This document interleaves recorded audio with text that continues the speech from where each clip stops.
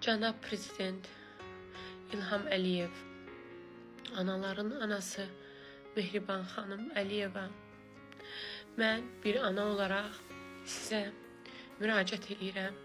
Çünki çox çarəsizəm. Mən 25 ildir Almanyada yaşayıram. Arzum ləqəbli tiktoker İlduzə Hacıyevanın 2025-ci ilin iyun ayında Xəzər rayonu Mərdəkan qəsəbəsində avtomobili ilə törətdiyi qəzada 29 yaşlı Anar Məlikov ölmüş, həyat yoldaşı Sənbər Muradova isə xəsarət almışdı. Evlatlarımın, oğlumun müalicəsi 6 aydır qalıb. Oğlumu müalicə eləyə bilmirəm. Hacıyeva hadisəni törətdikdən sonra hadisə yerini tərk etmişdi.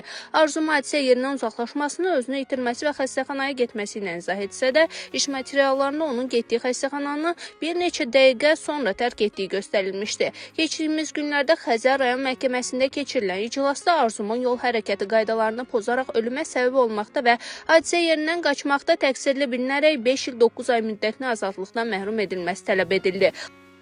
Mən sizə səslənirəm.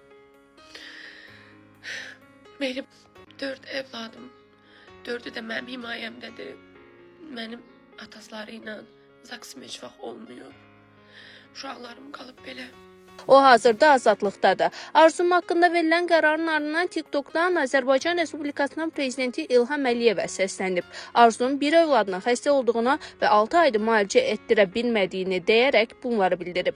Mən 25 ildə Almaniyada yaşayıram. Alman vətəndaşıydım. 4 övladım var. Mənim məhkəməm qanunsuz keçir. Mənim məhkəməmə baxılmır. Məni burada təqsirlənən şəxs görürlər. Mən burada sizə videonu təqdim edəcəm. Heç bir vəsaitlərim qəbul olunmur. Özümü sübut edə bilmirəm. Hansı vəsait ki qoyuram, heç bir işimə baxılmır. Mənə prokuror 5 ildən 9 aya qədər istəyib. Mən sizə səslənirəm. 4 övladım, 4'ü də mənim himayəmdədir. Mənim ataları ilə zaksım heç vaxt olmayıb. Uşaqlarım qalıb belə. Mənim səsimə səs verin. Mənim uşaqlarım anasız qalmasın. Özümü sübut edə bilmirəm. Hansı vəsait ki qoyuram, heç bir işimə baxılmır. Mənə prokuror 5 ildən 9 aya qədər istəyib, Alman vətəndaşlığından çıxdım. Azərbaycan vətəndaşlığımı qəbul elədim. Amma indi elə bir işə düşmüşəm ki, içindən çıxa bilmirəm.